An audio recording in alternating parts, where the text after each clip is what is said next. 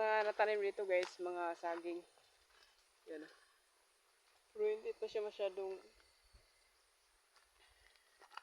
mataas yung mga saging kasi bago pa nagtuwi natanim eh.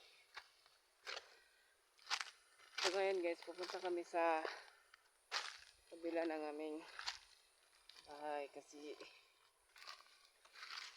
yun kami sa bahay namin original kasi sobrang boring doon kaya ayun magala kami sa ngayon dito. Ayan, kakahingal kulog to.